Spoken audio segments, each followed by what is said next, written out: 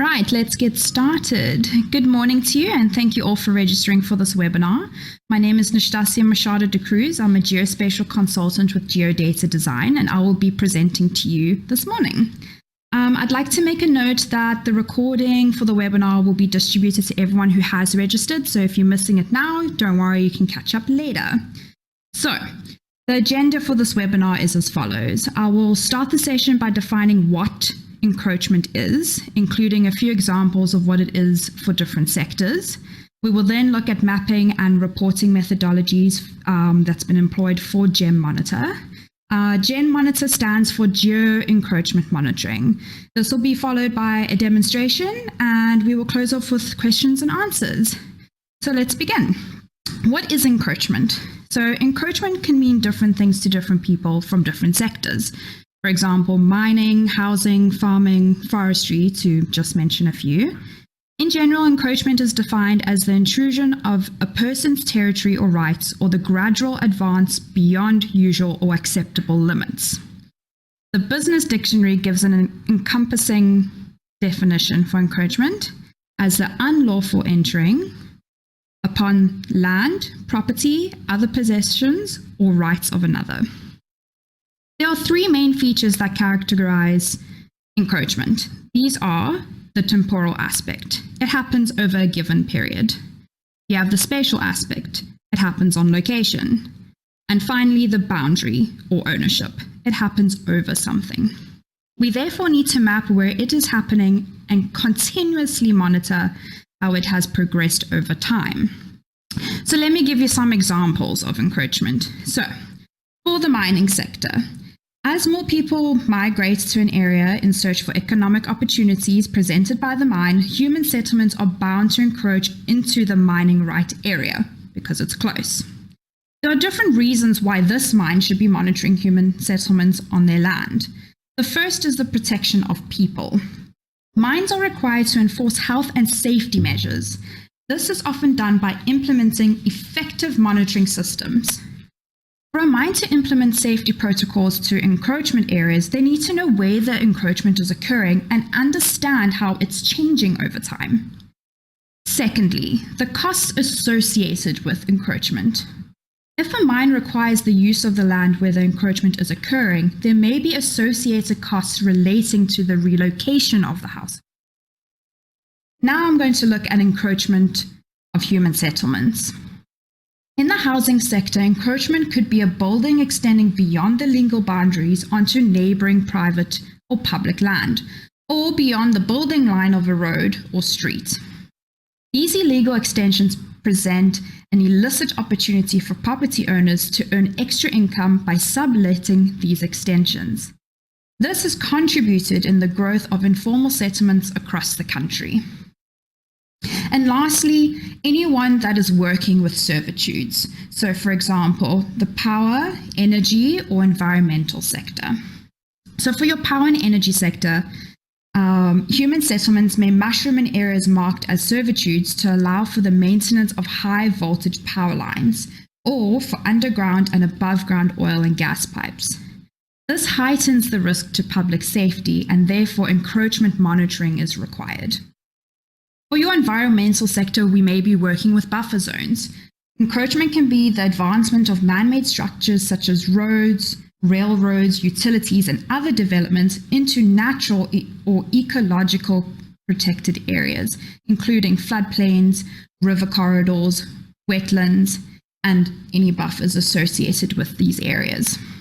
So these developments remove the much needed vegetation cover around these natural ecosystems, thereby increasing the rate and volume of runoff, the loading of sediments and other pollutants, and temperature of receiving water.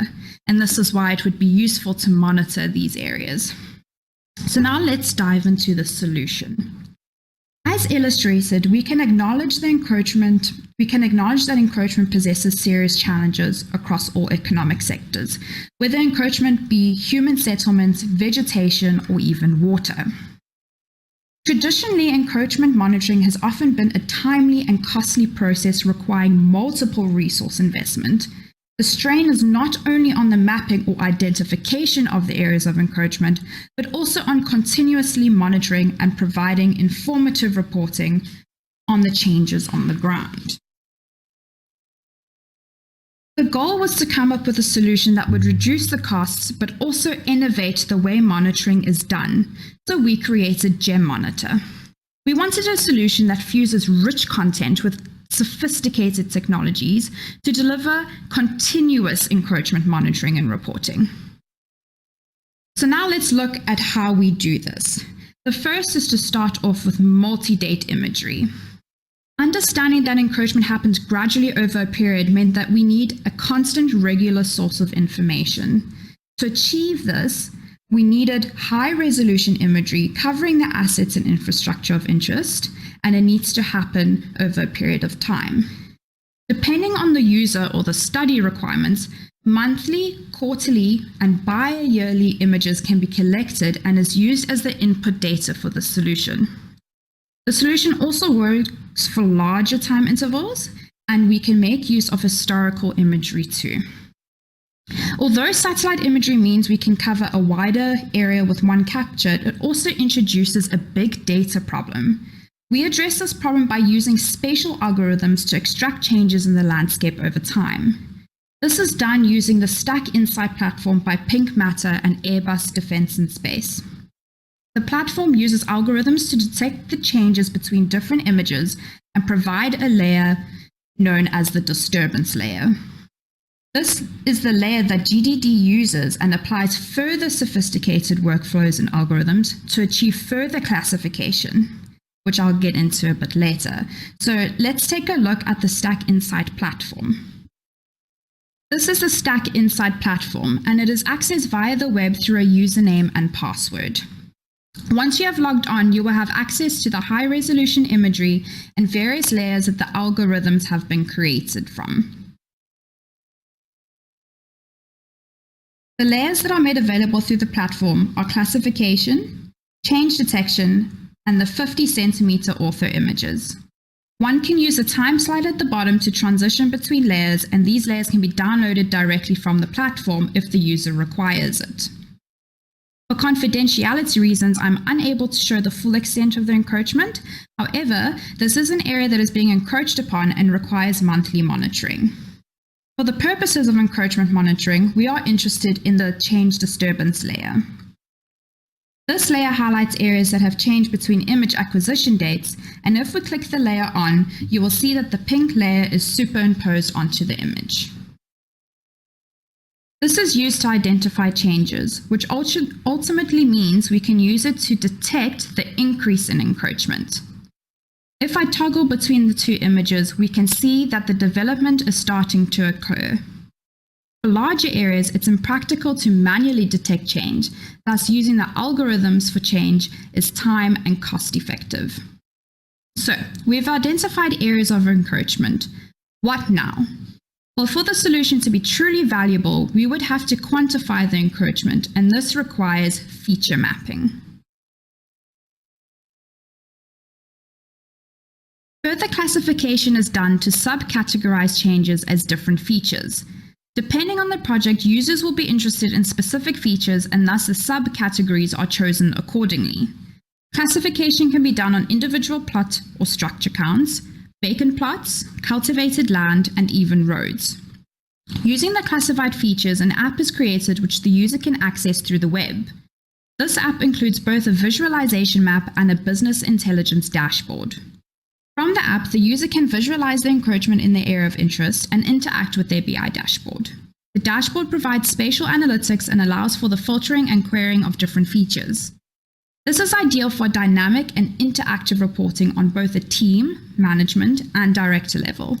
This app is built using Smart Maps, a lightweight app platform created by Hexagon Geospatial. Let's see this app in action by showcasing our demo. This is an example of what the encroachment app looks like.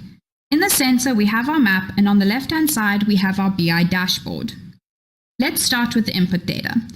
On the right-hand side, we can select specific layers that we would like to visualize. This includes the multiple satellite images used for the baseline and for the change detection layers. Here we have our three image dates, 2016, 2010, and 2008. We can toggle between them. To the left, we have our main theme. This shows us what encroachment was there at the start of the acquisition. The dots depicted in yellow are a representation of the baseline of single informal dwelling. New encroachment has been identified from the other two images and is represented in red. With the BI dashboard, we can perform some filtering and querying. For example, if I was interested in visualizing the encroachment expansion that occurred between 2008 and 2010, I can use the date search. Only the geometries relating to the 2010 development shows on the map, and the theme is updated accordingly. New developed plots is 57. We can reset the query by filtering and clicking the refresh button located to the right of the chart. If I go through the different charts listed, we have our theme search, date search, and property search. These widgets are created depending on the user requirements and are completely customizable. Encroachment doesn't occur perfectly onto a single boundary or property, but can occur over multiple areas, so it's useful to be able to report on each one individually. This is why I've included the property search. One can easily perform queries and report on specific properties. For example, say I'm interested in Earth 538 remainder. I select the property from the drop-down list and click Apply. The dashboard updates and we have answers immediately. From the baseline, we have 8 properties and 5 newly developed properties. If we look at the bar graph, there were 8 baseline properties and then 2 new properties in 2010 and 3 in 2016. If I zoom in, we can visualize the development.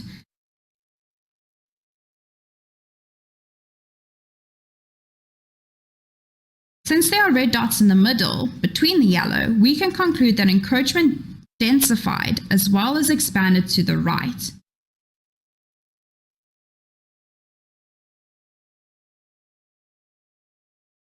Now we want to perform a query on a different property.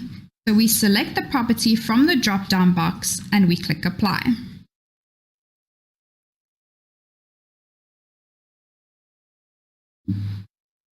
And as you can see, only one new developed.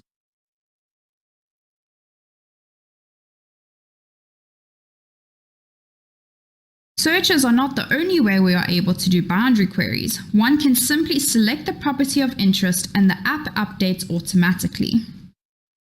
This app is easy to use, intuitive, and dynamic, making it ideal for all users, whether they are director level or part of the technical team. Geodata Design has made use of sensor technologies fused with collaboration platforms to create unique and customizable solutions for land and asset monitoring for better proactive protection. I would like to thank everyone who participated today and to those who are watching the recording. I'll be taking questions, so please feel free to send yours through.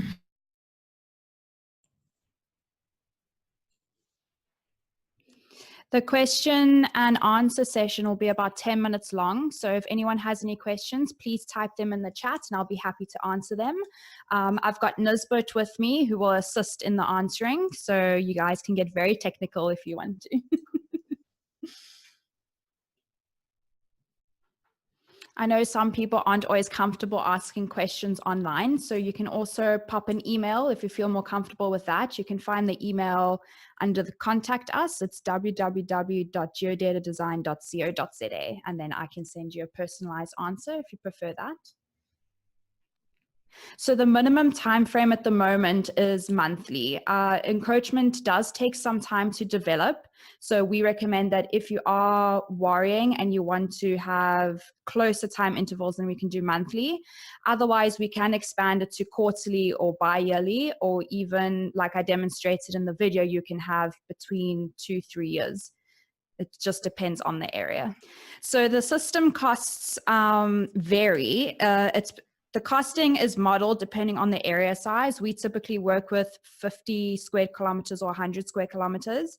And then it also depends on the monitoring period and the intervals that you want in between that. So whether you want a 6-month monitoring period, monthly, or say yearly monitoring period, that's quarterly. So if you are interested, you can pop an email and we can discuss costing into further detail once I have a little bit more information. but I don't have a set costing price that I can give to you now. So ideally, we would want 50 centimeter resolution so that you can actually identify encroachment. Quite often, the encroachment is human settlement, so it's easier to find that if you have the 50 centimeter imagery, and it's also formed part of the package. But if you it's really area dependent. We can work around that if need be, but in order for detection to work effectively, then we do recommend the high-res imagery. So essentially, we do all the processing from our side, and then we deliver the dashboard. The dashboard is created by us, and so we deliver that. And then from there, you guys will have certain logins, and then you can access the dashboard from there. But in terms of having the system, that's run by us. Okay, so Nisbet's going to answer the question related to the machine learning. Yes, it is based on machine learning, and obviously the knowledge and the tech that we build to be maintained by us as well, through the files that we'll be generating through the system.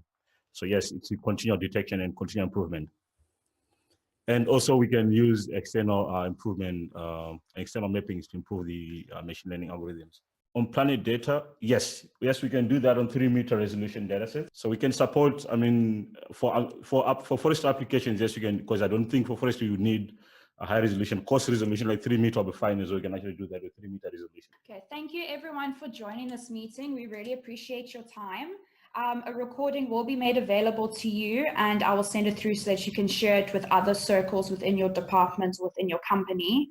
If you have any further questions, please give us a call. You can ask for either Nastasia or for Nisbet. We'll be happy to assist, or otherwise you can pop us an email with that email address there listed on the right. But thanks very much and enjoy the rest of your Wednesday.